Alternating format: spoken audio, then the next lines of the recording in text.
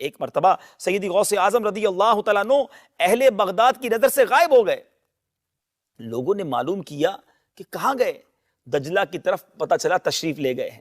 تلاش کرتے گئے، دیکھا کہ آپ پانی پر چل رہے ہیں اور مچھلیاں نکل نکل کر آپ کو سلام کر رہی ہیں، قدم چوم رہی ہیں. اسی اسنا میں ایک بڑی نفیس جائے نماز دیکھی، تخت سلیمانی کی طرح ہوا میں معلق ہو کر بچھ گئی. اس پر 2 سطریں لکھی ہوئی تھی. پہلی سطر میں الا ان اولیاء اللہ لا خوف علیہم ولا هم یحزنون، اور دوسری سطر میں سلام علیکم اہل البیت انہ حمید مجید لکھا تھا. اتنے میں بہت سے لوگ آ کر جائے نماز کے گرد جمع ہو گئے. ظہر کا وقت تھا، تکبیر ہوئی، حضور امام ہوئے، نماز قائم ہوئی. جب آپ تکبیر کہتے تو حاملان عرش اٹھانے والے فرشتے آپ کے ساتھ تکبیر کہتے. جب آپ تسبیح پڑھتے تو 7 آسمان کے فرشتے آپ کے ساتھ تسبیح پڑھتے. اور جب سمع اللہ لمن حمدہ کہتے تو آپ کے لبوں سے سبز رنگ کا نور نکل کر آسمان کی طرف جاتا. جب آپ نماز سے فارغ ہوئے تو یہ دعا کی کہ اے پروردگار، تیری درگاہ میں تیرے حبیب اور بہترین خلائق محمد صلی اللہ تعالی علیہ وسلم کو وسیلہ کر کے دعا کرتا ہوں، تو میرے مریدوں اور مریدوں کے مریدوں کی جو میری طرف منسوب ہو، روح بغیر توبہ کیے قبض نہ کرنا. اللہ اللہ. حضرت سہل بن تستری رحمت اللہ تعالی علیہ فرماتے ہیں کہ ہم نے آپ کی دعا پر فرشتوں کے بڑے گروہ کو آمین کہتے ہوئے سنا. جب دعا ختم ہوئی ہم نے ایک ندا سنی، اے عبد القادر خوش ہو جا کہ ہم نے تیری دعا قبول فرمائی. اللہ اللہ. کہانیاں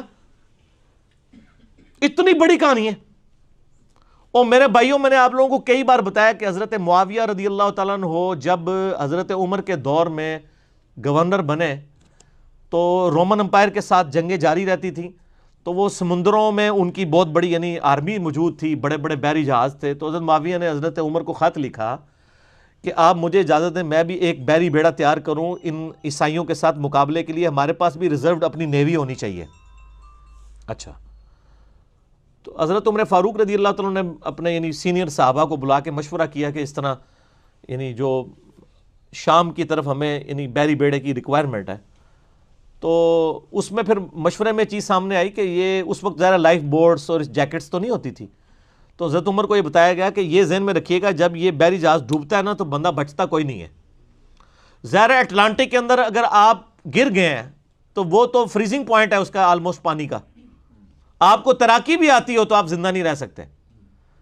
ٹھنڈے پانی، ہمارے تو یہ گرم سمندر ہے نا، جو ٹھنڈے سمندر ہے اس ویسے ہی بندہ ڈبو کے بھی کاٹ لو تو مرے ہی نکلے گا 2-3 منٹ واسطے بھی.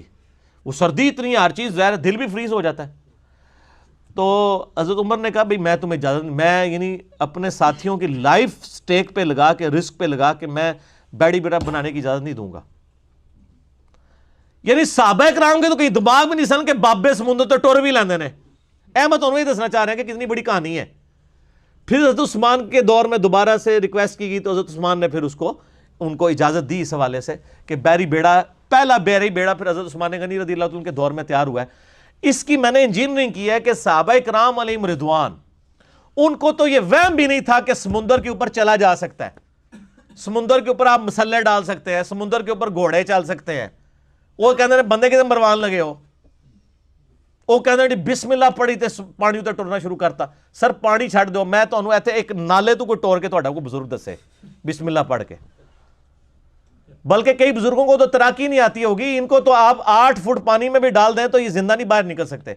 جس کو تیراکی نہ آتی ہو سر وہ 8 فٹ پانی میں بھی ڈوب جاتا ہے اگر اس کا یعنی 6 فٹ یا 5.5 فٹ قد ہے. اس کو مارنے کے لیے وہ بھی کافی ہے. ٹھیک ہے. یہ سب کی سب کہانیاں ہیں، جھوٹ ہیں، اور انہی جھوٹوں کی بنیاد کے اوپر پوری پوری زندگیاں انہوں نے گزاری ہیں. ایک نگاہ ماری، یہ کر دیا وہ کر دیا. اور بھائی میرے مسلمانوں کے کتنے ملک تباہ و برباد ہو گیا، آپ کی نگاہیں کسی کام نہیں آئی ہیں. افغانستان ختم ہو گیا، ٹھیک ہے جی، عراق کا تباہ کر دیا، شام تباہ کر دیا، پاکستان کی کمر توڑ دی. آپ کے بزرگ کب کام آنے ہمارے؟ ٹھیک ہے. وہ ہمارے ایک بھائی تھے، آج وہ ملنے کے لیے بھی آئے تھے مجھے بائی چانس، تو اس لیے مجھے ان کی بات یاد آ گئی. وہ عراق میں ہوتے تھے تو بڑے کٹر بزرگوں کے ماننے والے تھے.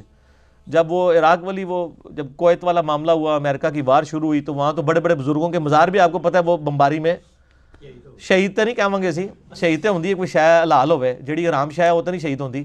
صحیح مسلم میں حدیث ہے نبی علیہ السلام نے منع فرمایا قبروں پہ عمارت بنانے سے. باقی گنبد خضرا اور اس کے حوالے سے میری ڈیٹیل کے لیے یوٹیوب پہ آپ جا کے لکھ لیں تو آپ کو پتہ چل جائے گا قبر مزارات گنبد خضرا اس کے بارے میں میرا کیا موقف ہے احادیث کے روشنی میں. تو مزارات شہید نہیں ہوئے سن, مزارات جڑے نو بھج گئے بمباری وچ ٹوٹ پٹ گئے.